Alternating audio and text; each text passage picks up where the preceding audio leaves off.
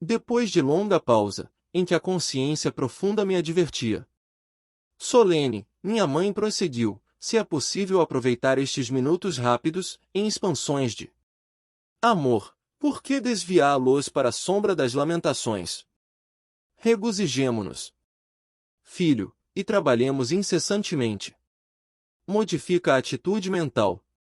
Conforta-me tua confiança em meu carinho, experimento sublime felicidade em tua ternura filial, mas não posso retroceder nas minhas experiências. Amemo-nos, agora, com o grande e sagrado amor divino. Aquelas palavras benditas me despertaram. Guardava a impressão de fluidos vigorosos que partiam do sentimento materno vitalizando-me o coração. Minha mãe me contemplava desvanecida, mostrando belo sorriso. Ergui-me, respeitoso, e beijei-a na fronte, sentindo-a mais amorosa e mais bela que nunca. Confidências. Consolou-me a palavra maternal, reorganizando-me as energias interiores. Minha mãe comentava o serviço como se for uma bênção às dores e dificuldades, levando-as a crédito de alegrias e lições sublimes. Inesperado e inexprimível contentamento banhava meu espírito. Aqueles conceitos alimentavam-me de estranho modo. Sentia-me outro, mais alegre, animado e feliz. Oh! Minha mãe! Exclamei comovido, deve ser maravilhosa a esfera da sua habitação. Que sublimes contemplações espirituais, que ventura! Ela esboçou um sorriso significativo e obtemperou. A esfera elevada, meu filho, requer, sempre, mais trabalho, maior abnegação. Não suponhas que tua mãe permaneça em visões beatíficas, à distância dos deveres justos. Devo fazer-te sentir, no entanto, que minhas palavras não representam qualquer nota de tristeza, na situação em que me encontro. É antes revelação de responsabilidade necessária. Desde que voltei da Terra, tenho trabalhado intensamente pela nossa renovação espiritual. Muitas entidades, desencarnando, permanecem agarradas ao lar terrestre, a pretexto de muito amarem os que demoram no mundo carnal. Ensinaram-me aqui, todavia, que o verdadeiro amor, para transbordar em benefícios, precisa trabalhar sempre. Desde minha vinda, então, procuro esforçar-me por conquistar o direito de ajudar aqueles que tanto amamos. E meu pai? Perguntei, onde está? Por que não veio com a senhora? Minha mãe estampou singular expressão no rosto e respondeu. Ah! Teu pai! Teu pai! Há 12 anos que está numa zona de trevas compactas, no umbral. Na terra, sempre nos parecerá fiel às tradições da família, arraigado ao cavalheirismo do alto comércio, a cujos quadros pertenceu até ao fim da existência, e ao fervor do culto externo, em matéria religiosa, mas, no fundo, era fraco e mantinha ligações clandestinas, fora do nosso lar. Duas delas estavam mentalmente ligadas à vasta rede de entidades maléficas, e, tão logo desencarnou o meu pobre Laerte, a passagem no umbral lhe foi muito amarga, porque as desventuradas criaturas, a quem fizera muitas promessas, aguardavam-no ansiosas, prendendo de novo nas teias da ilusão. A princípio, ele quis reagir, esforçando-se por encontrar-me, mas não pôde compreender que após a morte do corpo físico a alma se encontra tal qual vive intrinsecamente. Laerte, portanto, não percebeu minha presença espiritual, nem a assistência desvelada de outros amigos nossos.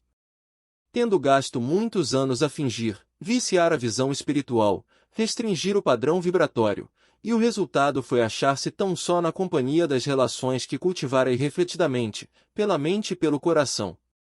Os princípios da família e o amor ao nosso nome ocuparam algum tempo seu espírito. De algum modo, lutou, repelindo as tentações, mas caiu afinal, novamente enredado na sombra, por falta de perseverança no bom e reto pensamento. Muitíssimo impressionado, perguntei. Não há, porém, meios de subtraí-lo a tais abjeções? Ah! Meu filho, elucidou a palavra materna, eu o visito frequentemente. Ele, porém, não me percebe. Seu potencial vibratório é ainda muito baixo. Tento atraí-lo ao bom caminho, pela inspiração, mas apenas consigo arrancar-lhe algumas lágrimas de arrependimento, de quando em quando, sem obter resoluções sérias. As infelizes, das quais se tornou prisioneiro, retiram as minhas sugestões. Venho trabalhando intensamente, anos a fio, solicitei o amparo de amigos em 5 núcleos diversos, de atividade espiritual mais elevada, inclusive aqui em nosso lar. Certa vez, Clarencio quase conseguiu atraí-lo ao Ministério da Regeneração, mas debalde. Não é possível acender luz em candeia sem óleo e sem pavio. Precisamos da adesão mental de Laerte, para conseguir levantá-lo e abrir-lhe a visão espiritual. No entanto, o pobrezinho permanece inativo em si mesmo, entre a indiferença e a revolta.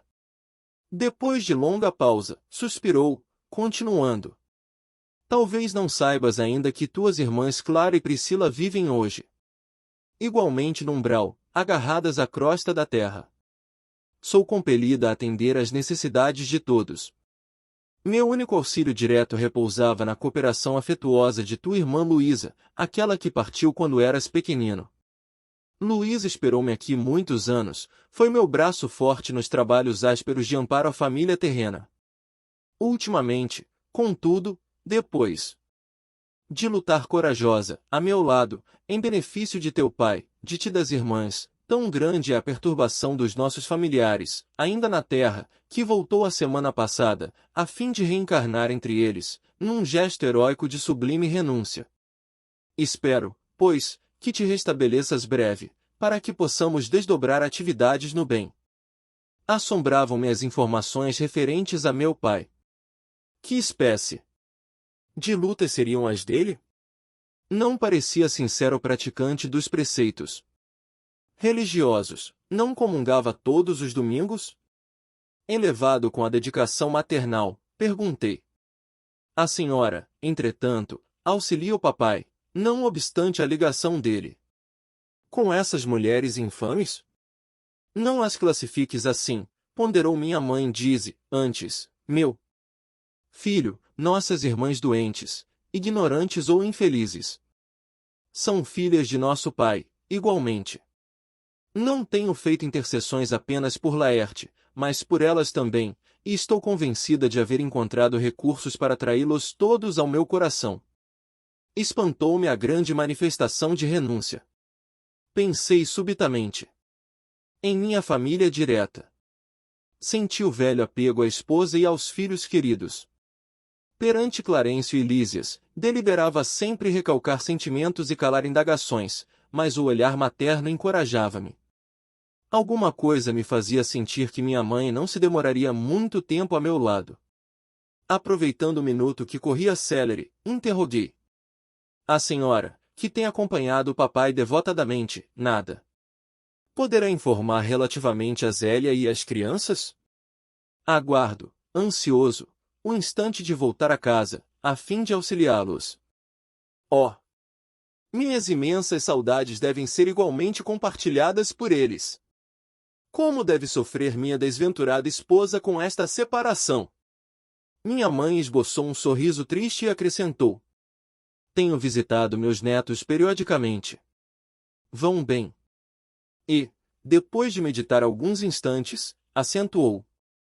Não deves, porém, inquietar-te com o problema de auxílio à família.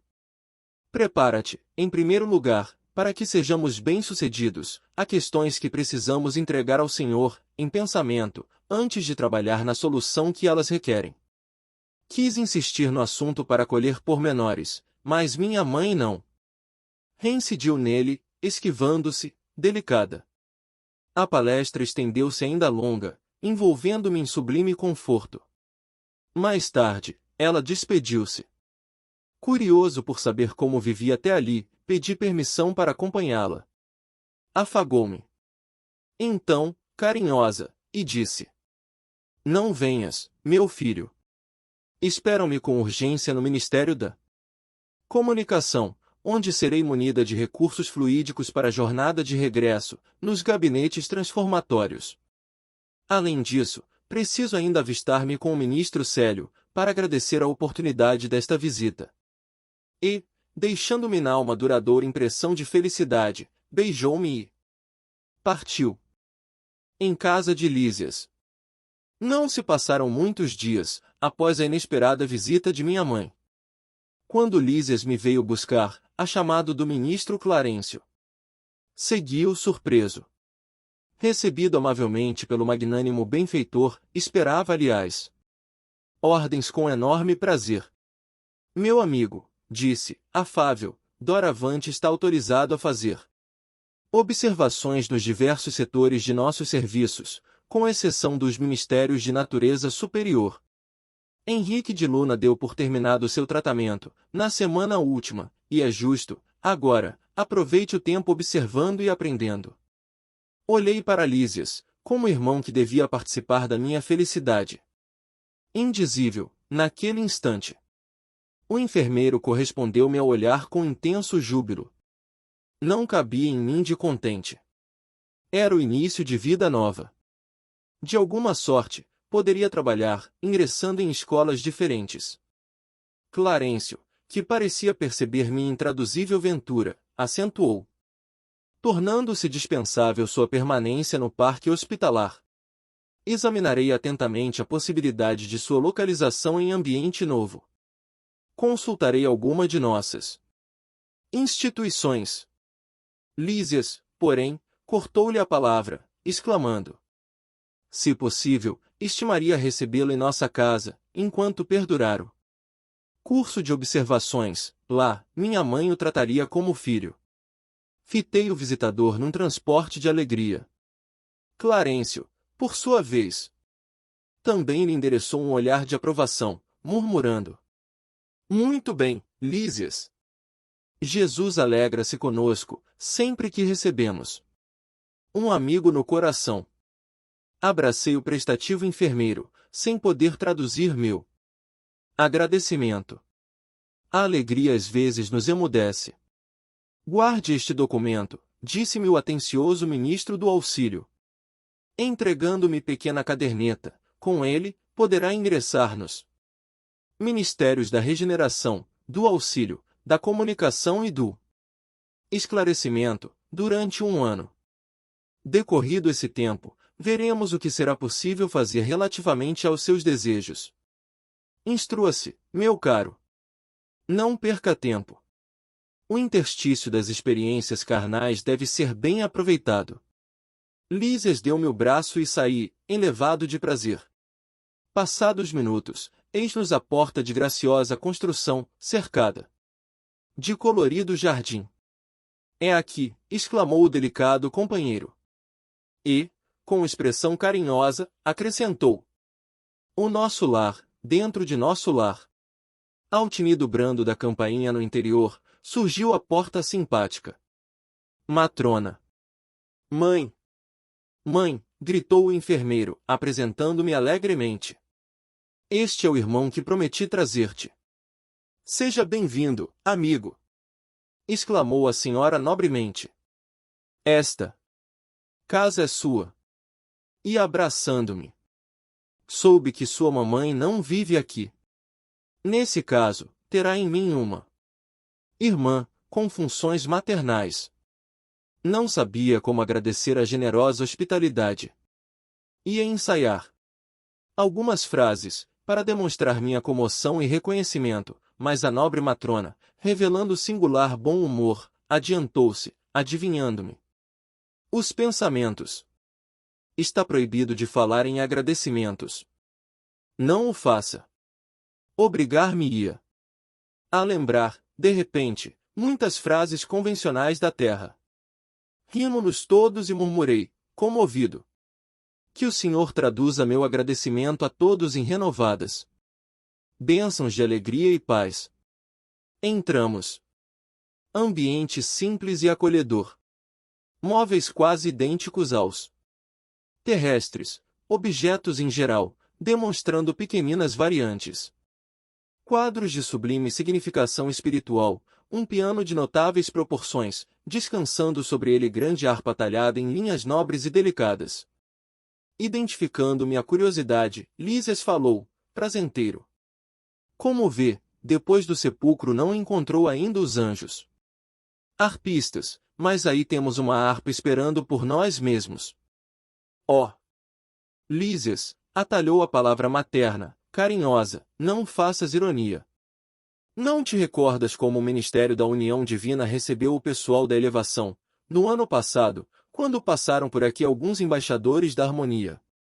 Sim, mamãe, mas quero apenas dizer que os harpistas existem, e precisamos criar audição espiritual para ouvi-los, esforçando-nos, por nossa vez, no aprendizado das coisas divinas. Em seguida aos conceitos obrigatórios de apresentação, com que relacionei minha procedência, vim a saber que a família de Lísias viverá em antiga cidade do estado do Rio de Janeiro, que sua mãe chamava-se Laura e que, em casa, tinha consigo duas irmãs, Yolanda e Judite. Respirava-se, ali, doce e reconfortante intimidade. Não conseguia disfarçar meu contentamento e enorme alegria. Aquele primeiro contato com a organização doméstica na colônia, enlevava-me. A hospitalidade, cheia de ternura, arrancava-me ao espírito notas de profunda emoção. Em face do tiroteio de perguntas, Yolanda exibiu-me livros maravilhosos. Notando meu interesse, a dona da casa advertiu. Temos em nosso lar, no que concerne à literatura, uma enorme vantagem, é que os escritores de má-fé, os que estimam o veneno psicológico, são conduzidos imediatamente para as zonas obscuras do umbral.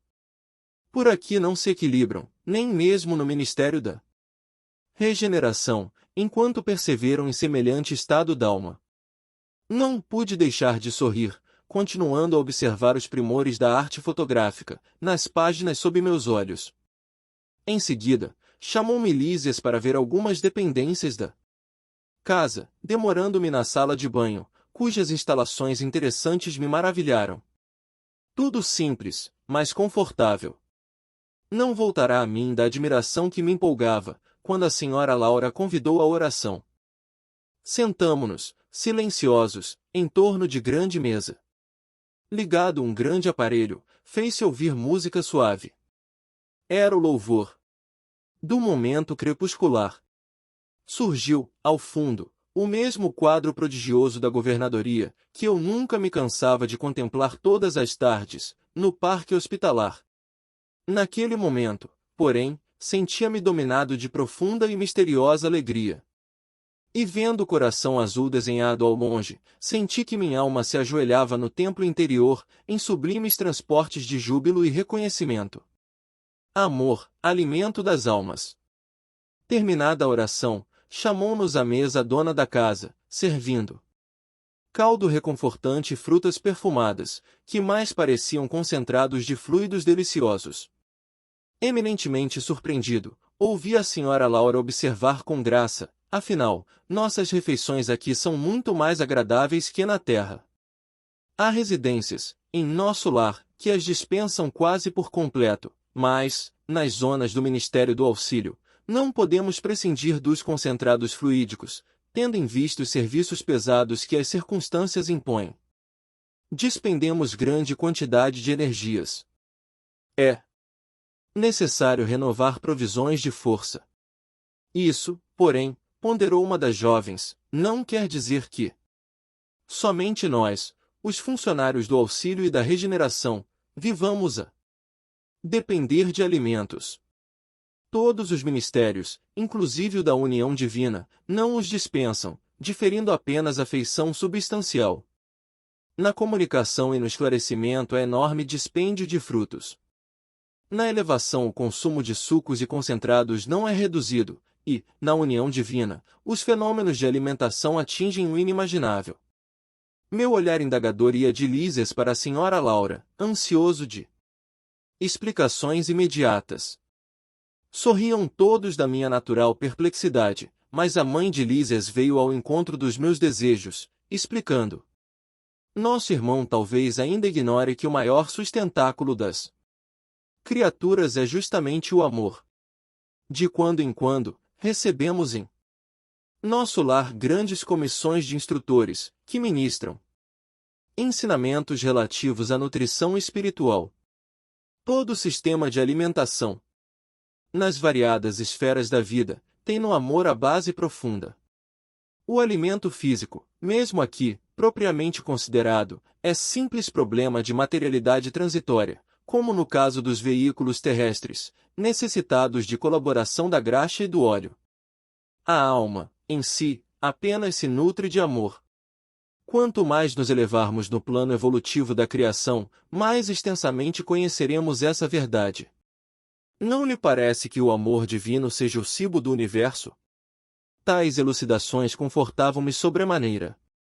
Percebendo-me a satisfação íntima, Lísias interveio, acentuando.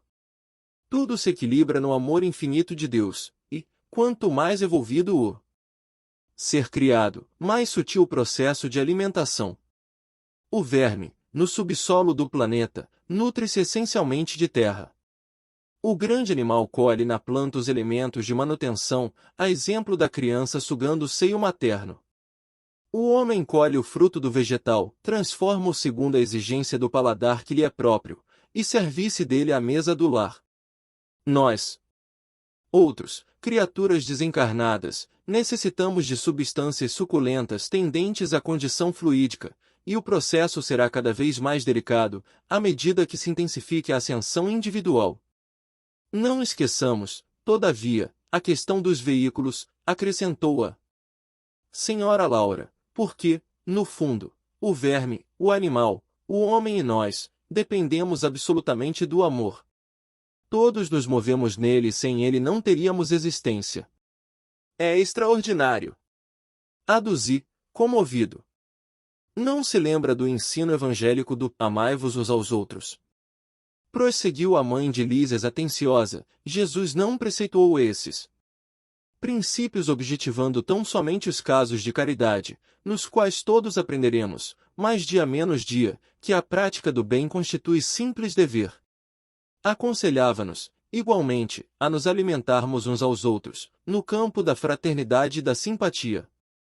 O homem encarnado saberá, mais tarde, que a conversação amiga, o gesto afetuoso, a bondade recíproca, a confiança mútua, a luz da compreensão, o interesse fraternal, patrimônios, que se derivam naturalmente do amor profundo, constituem sólidos alimentos para a vida em si. Reencarnados na Terra, experimentamos grandes limitações. Voltando para cá, entretanto, reconhecemos que toda a estabilidade da alegria é problema de alimentação puramente espiritual. Formam-se lares, vilas, cidades e nações em obediência a imperativos tais. Recordei instintivamente as teorias do sexo, largamente divulgadas no mundo, mas, adivinhando-me talvez os pensamentos, a senhora Laura sentenciou, e ninguém diga que o fenômeno é simplesmente sexual. O sexo é manifestação sagrada desse amor universal e divino, mas é apenas uma expressão isolada do potencial infinito. Entre os casais mais espiritualizados, o carinho e a confiança, a dedicação e o entendimento mútuos permanecem muito acima da união física, reduzida, entre eles, à realização transitória. A permuta magnética é o fator que estabelece ritmo necessário à manifestação da harmonia. Para que se alimente a aventura, basta a presença e, às vezes, apenas a compreensão. Valendo-se da pausa, Judite acrescentou: aprendemos em nosso lar que a vida terrestre se equilibra no amor, sem que a maior parte dos homens se aperceba. Almas gêmeas, almas irmãs, almas afins, constituem pares e grupos numerosos. Unindo-se umas às outras, amparando-se mutuamente, conseguem equilíbrio no plano de redenção. Quando, porém, faltam companheiros, a criatura menos forte costuma sucumbir em meio da jornada. Como vê, meu amigo, objetou Lísias contente, ainda que é possível relembrar o Evangelho do Cristo. Nem só de pão vive o homem. Antes, porém, de se alinhar em novas considerações, tiniu a campainha fortemente. Levantou-se o enfermeiro para atender. 2 rapazes de fino trato entraram na sala. Aqui tem, disse Lísias, dirigindo-se a mim gentilmente, nossos irmãos Polidoro e Estácio, companheiros de serviço no Ministério do Esclarecimento. Saudações, abraços, alegria. Decorridos momentos, a senhora Laura falou sorridente. Todos vocês trabalharam muito, hoje. Utilizaram o dia com proveito. Não estraguem o programa afetivo, por nossa causa. Não esqueçam a excursão ao campo da música. Notando a preocupação de Lísias, advertiu a palavra materna. Vai, meu filho. Não faças Lacínia esperar tanto. Nosso irmão ficará em minha companhia, até que te possa acompanhar nesses entretenimentos. Não se incomode por mim, exclamei, instintivamente. A senhora Laura, porém, esboçou amável sorriso e respondeu. Não poderei compartilhar das alegrias do campo, ainda hoje. Temos em casa minha neta convalescente, que voltou da terra há poucos dias. Saíram todos, em meio do júbilo geral. A dona da casa, fechando a porta, voltou-se para mim e explicou sorridente. Vão em busca do alimento a que nos referíamos. Os laços afetivos. Aqui, são mais belos e mais fortes. O amor, meu amigo, é o pão divino das almas, o pábulo sublime dos corações. A jovem desencarnada. Sua neta não vem à mesa para as refeições? Perguntei à dona da casa, ensaiando palestra mais íntima. Por enquanto, alimenta-se a sós, esclareceu Dona Laura, a tolinha. Continua nervosa, abatida.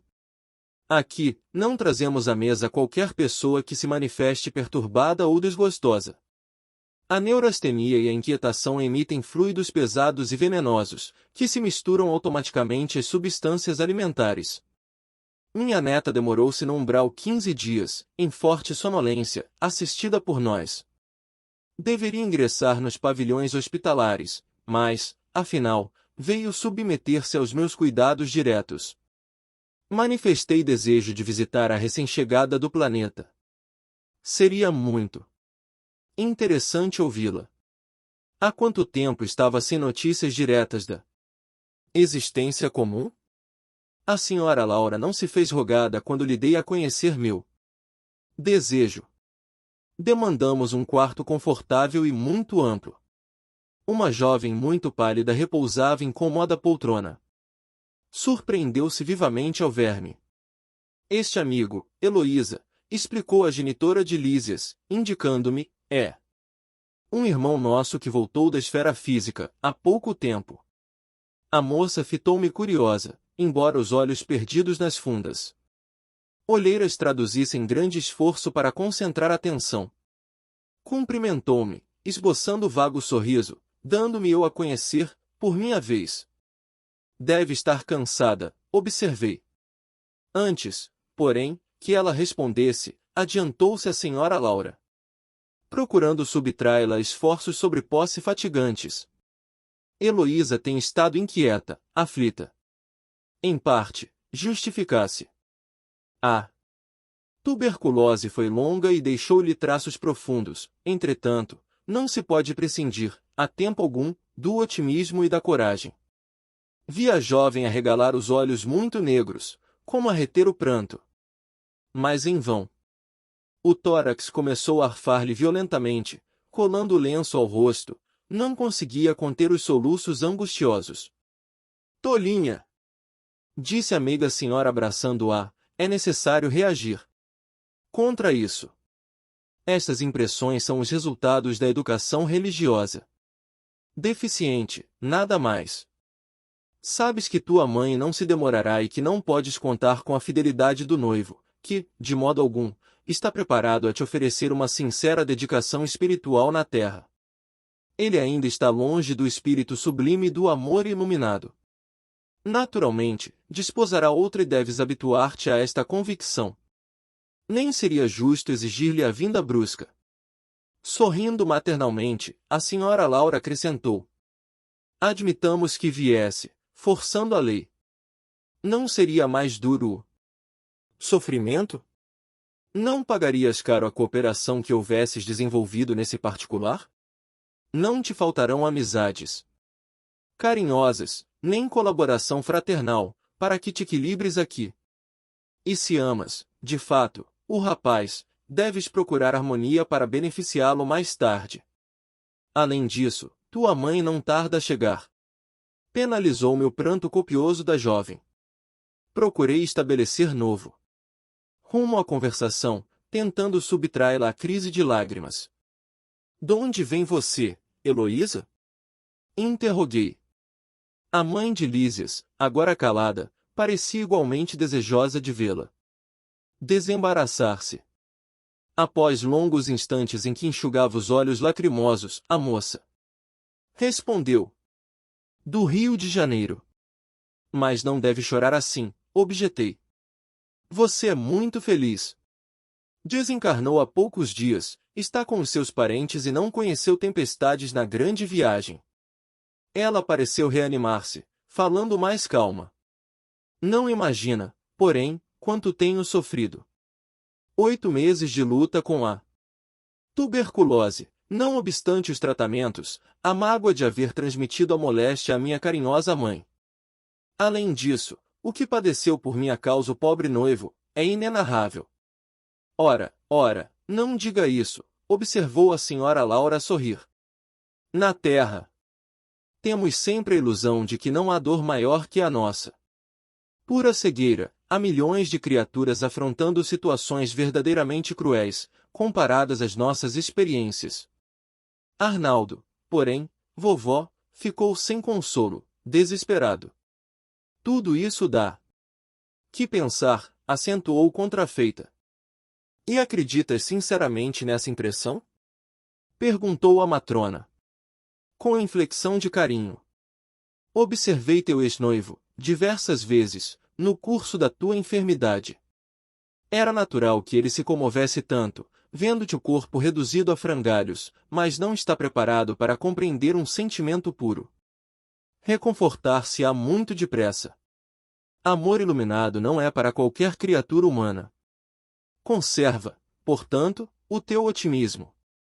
Poderás auxiliá-lo, sem dúvida, muitas vezes, mas no que concerne à união conjugal, quando puderes excursionar as esferas do planeta, em nossa companhia, já o encontrarás casado com outra." Admirado por minha vez, notei a surpresa dolorosa de Heloísa. Não sabia a convalescente como portar-se ante a serenidade e o bom senso da avó. "Será possível?" A genitora de Lísias esboçou um gesto extremamente carinhoso e falou: "Não sejas teimosa, nem tentes desmentir-me." Vendo que a enferma parecia tomar a atitude íntima de quem deseja provas, a senhora Laura insistiu, muito meiga: "Não te recordas da Maria da Luz, a colega que te levava flores todos os domingos?"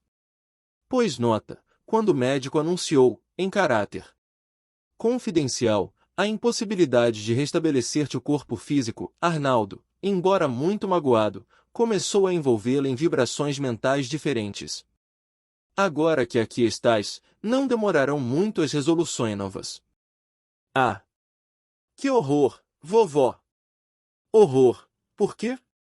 "É preciso te habituares a considerar as necessidades alheias. Teu noivo é homem comum, não está alertado para as belezas sublimes do amor espiritual. Não podes operar milagres nele, por muito que o ames. A descoberta de si mesmo é apanágio de cada um. Arnaldo conhecerá mais tarde a beleza do teu idealismo, mas, por agora, é preciso entregá-lo às experiências de que necessita." "Não me conformo!" clamou a jovem, chorando, justamente Maria da Luz, a amiga que sempre julguei fidelíssima. A senhora Laura, todavia, sorriu e falou, cautelosa: "Não será, porém, mais agradável confiá-lo aos cuidados de uma criatura irmã? Maria da Luz será sempre tua amiga espiritual, ao passo que outra mulher talvez te dificultasse, mais tarde, o acesso ao coração dele." Eu estava eminentemente surpreendido. Heloísa prorrompera em Soluços.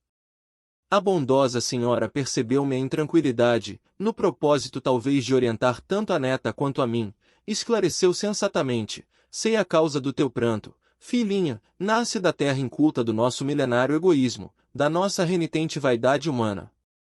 Entretanto, a vovó não te fala para ferir, mas para acordar. Enquanto Heloísa chorava, a mãe de Lísias convidou-me novamente à sala de estar, considerando que a doente necessitava de repouso. Ao sentarmos-nos, falou em tom confidencial. Minha neta chegou profundamente fatigada. Prendeu o coração demasiadamente nas teias do amor próprio. A rigor, o lugar dela seria em qualquer dos nossos hospitais. Entretanto, o assistente colceiro julgou melhor situá-la junto ao nosso carinho.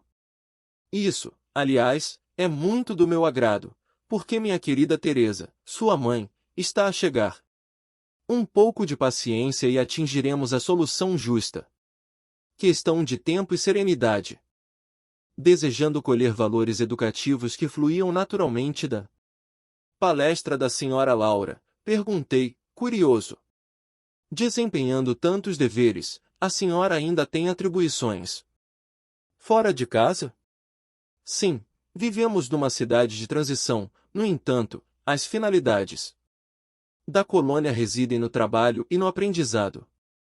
As almas femininas, aqui assumem numerosas obrigações, preparando-se para voltar ao planeta ou para ascender a esferas mais altas. Mas a organização doméstica, em nosso lar, é idêntica à da Terra? A interlocutora esboçou uma face muito significativa e acrescentou: o lar terrestre é que, de há muito, se esforça por copiar nosso Instituto Doméstico, mas os cônjuges por lá, com raras exceções, estão ainda a mondar o terreno dos sentimentos, invadido pelas ervas amargosas da vaidade pessoal, e povoado de monstros do ciúme e do egoísmo. Quando regressei do planeta, pela última vez, trazia, como é natural, profundas ilusões. Coincidiu, porém, que, na minha crise de orgulho ferido, fui levada a ouvir um grande instrutor, no Ministério do Esclarecimento. Desde esse dia, nova corrente de ideias me penetrou o espírito.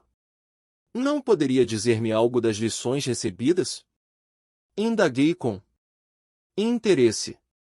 O orientador, muito versado em matemática, prosseguiu ela, fez-me sentir que o lar é como se for um ângulo reto nas linhas do plano da evolução divina. A reta vertical é o sentimento feminino, envolvido nas inspirações criadoras da vida. A reta horizontal é o sentimento masculino, em marcha de realizações no campo do progresso comum. O lar é o sagrado vértice onde o homem e a mulher se encontram para o entendimento indispensável. É templo, onde as criaturas devem unir-se espiritual antes que corporalmente.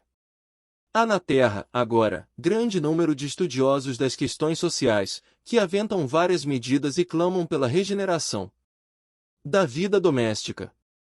Alguns chegam a asseverar que a instituição da família humana está ameaçada.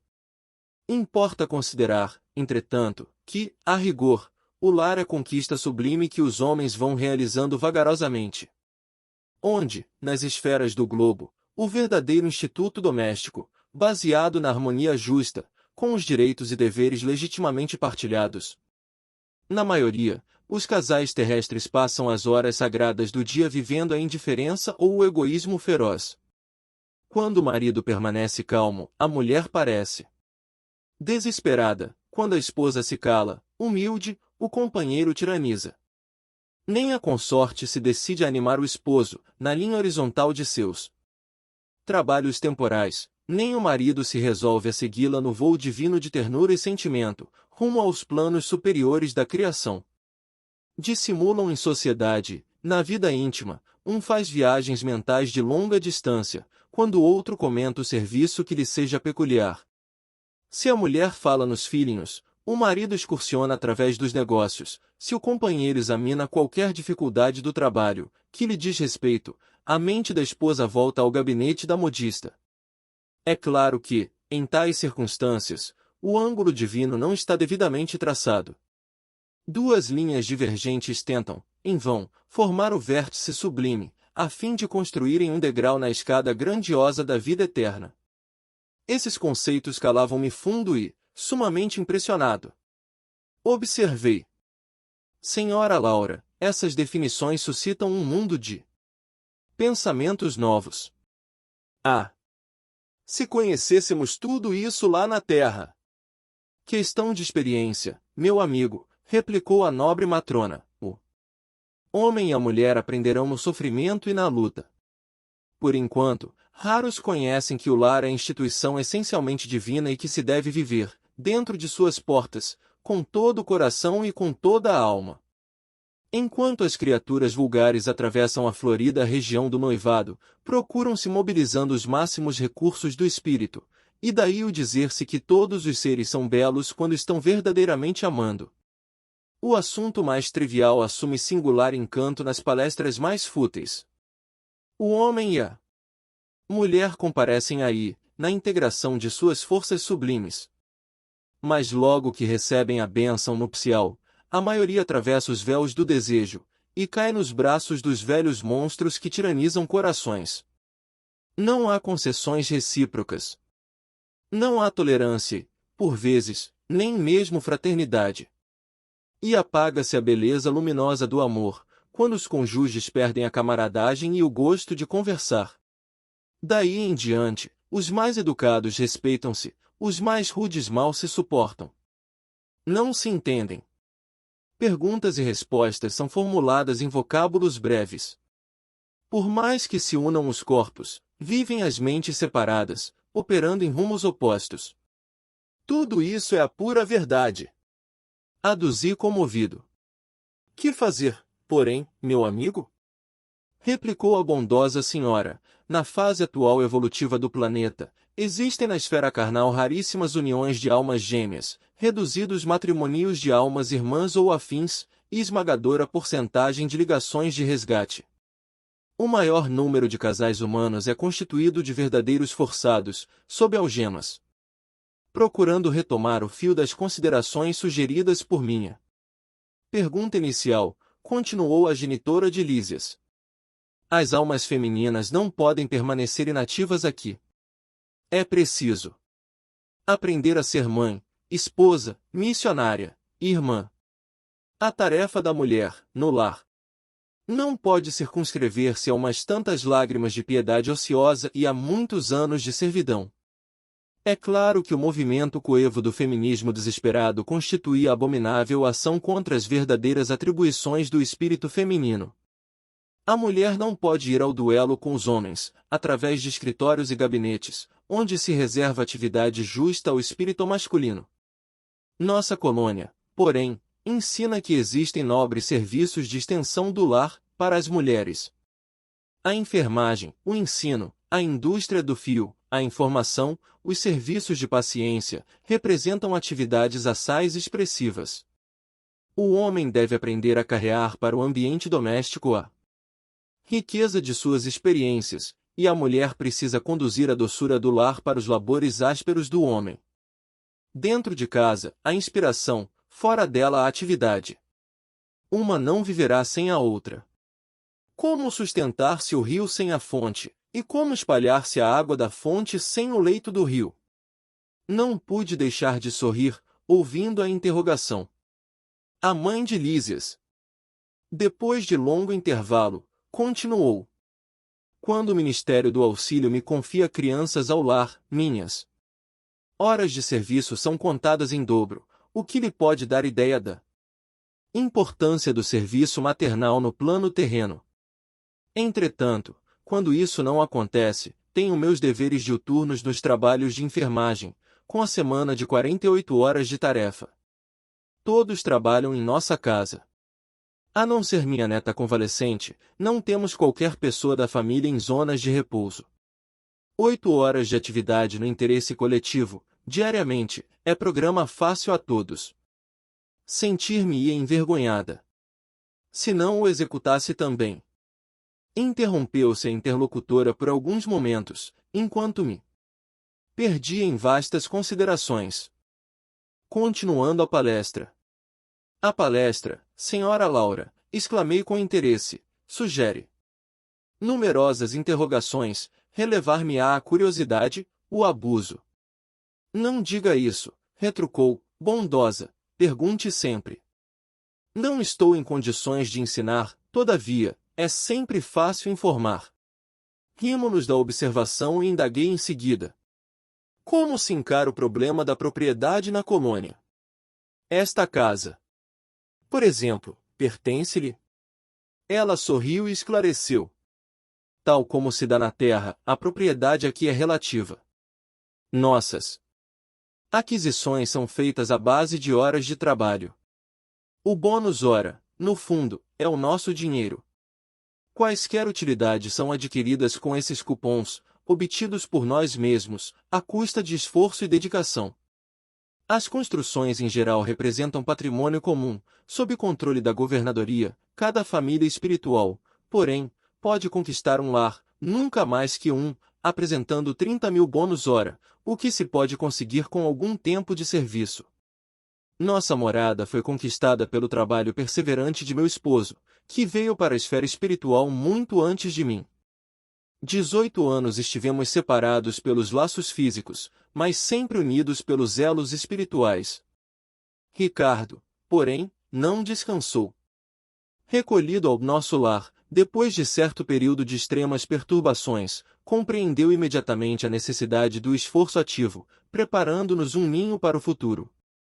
Quando cheguei, estreamos a habitação que ele organizara com esmero, acentuando-se nossa aventura. Desde então, meu esposo ministrou-me conhecimentos novos. Minhas lutas na viuvez haviam sido intensas.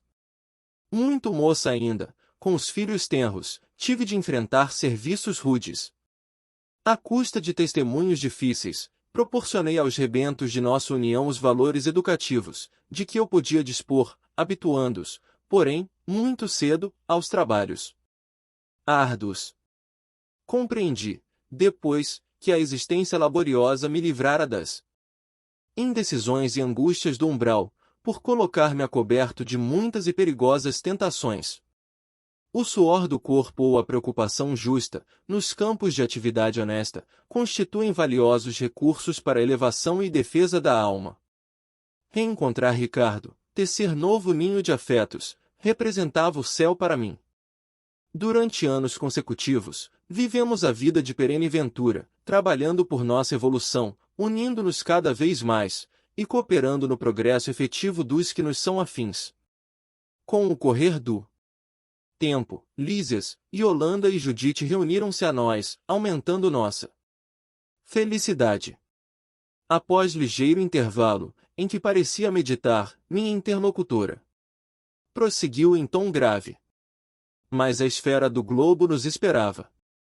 Se o presente estava cheio de alegria, o passado chamava a contas, para que o futuro se harmonizasse com a lei eterna.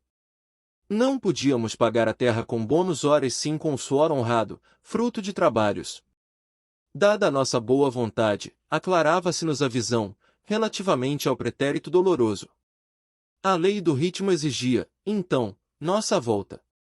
Aquelas afirmativas causavam-me viva impressão.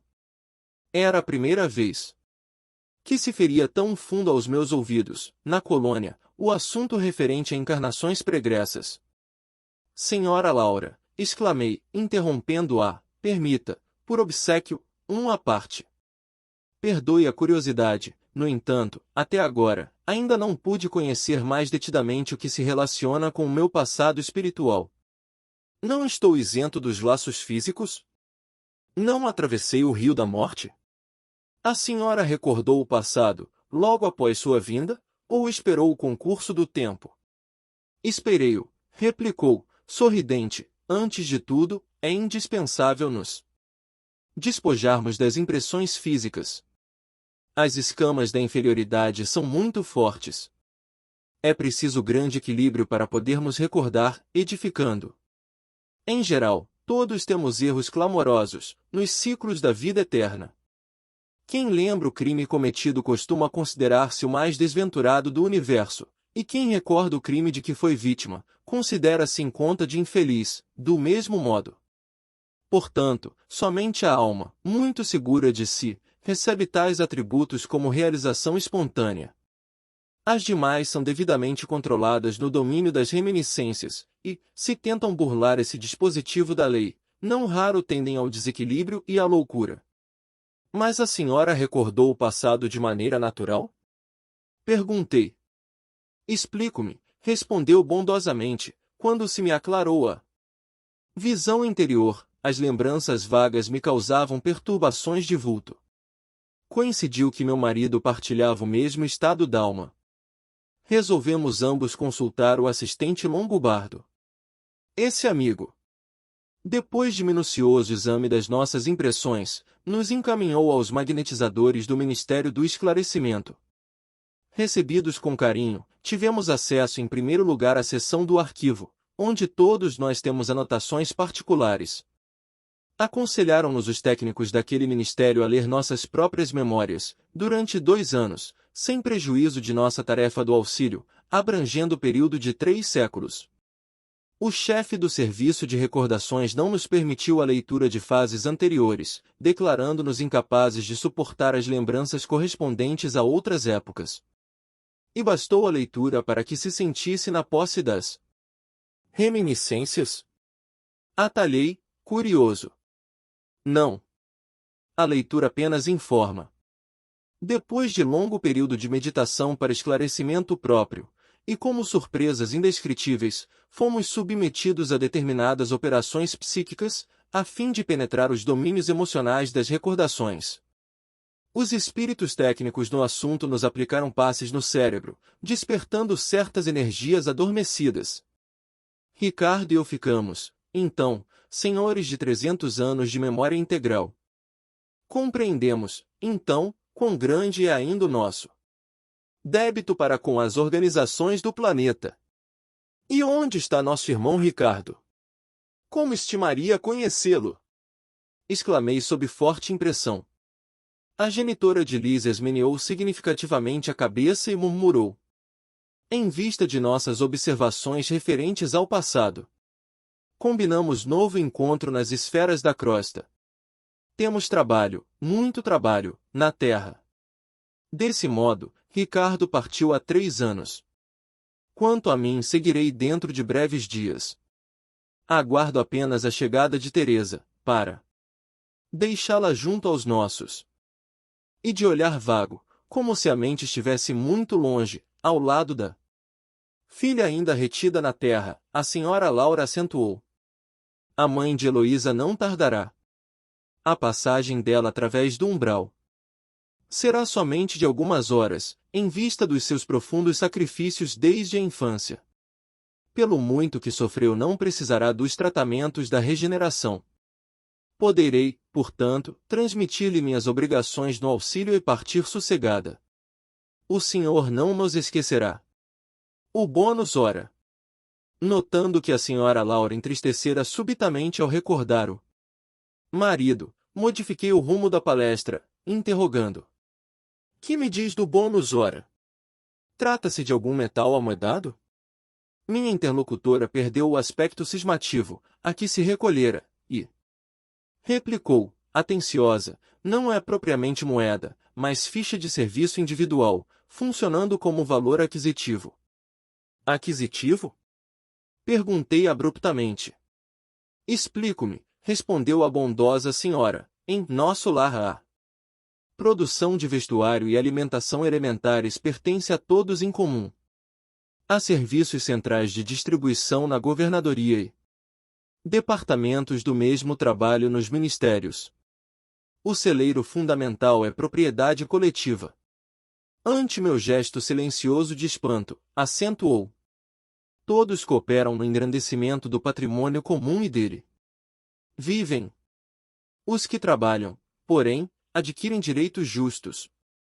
Cada habitante de nosso lar recebe provisões de pão e roupa, no que se refere ao estritamente necessário, mas os que se esforçam na obtenção do bônus ora conseguem certas prerrogativas na comunidade social. O espírito que ainda não trabalha poderá ser abrigado aqui, no entanto, os que cooperem podem ter casa própria. O ocioso vestirá, sem dúvida, mas o operário dedicado vestirá o que melhor lhe pareça, compreendeu?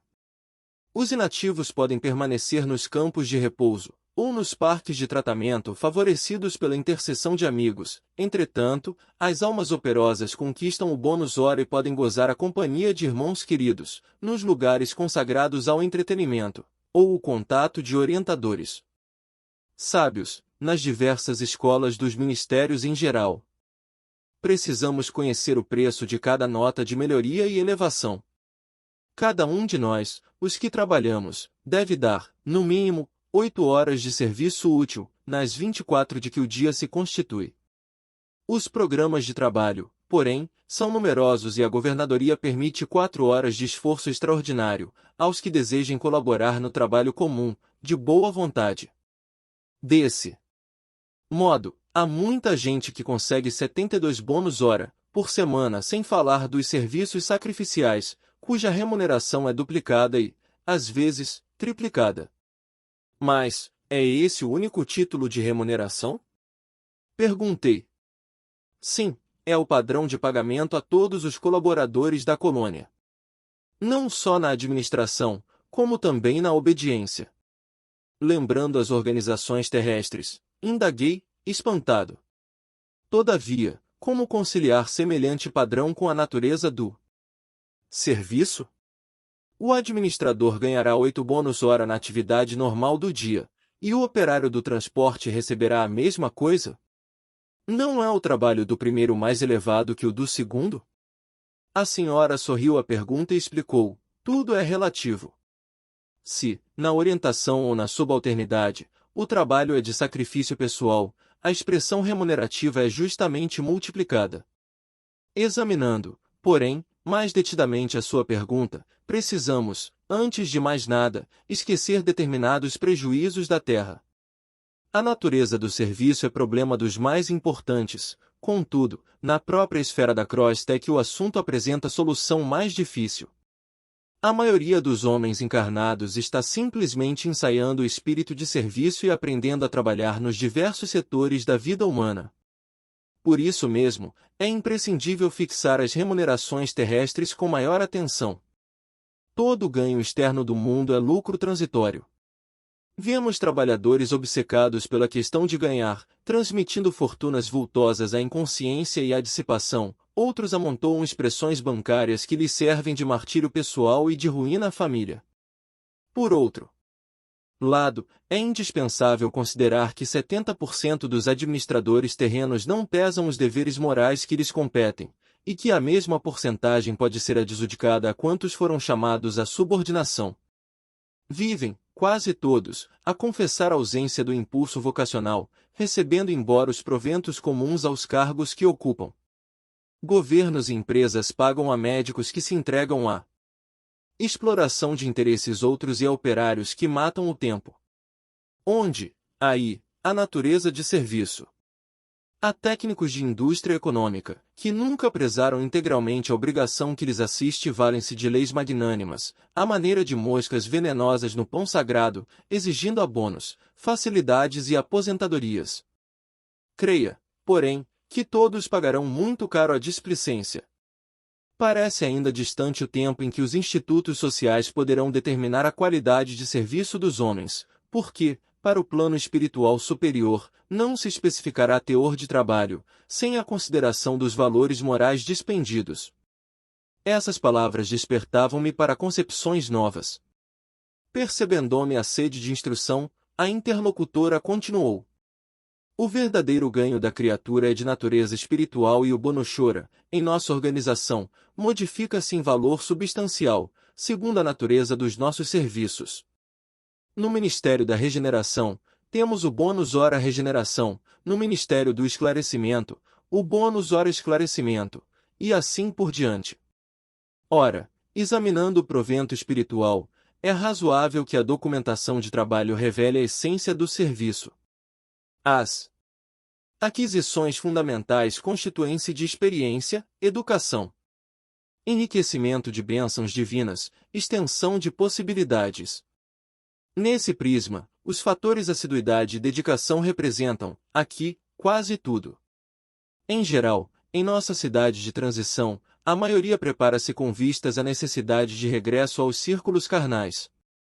Examinando esse princípio, é natural que o homem que empregou 5.000 horas em serviços regeneradores tenha efetuado esforço sublime, a benefício de si mesmo, o que despendeu 6.000 horas de atividade no Ministério do Esclarecimento, estará mais sábio.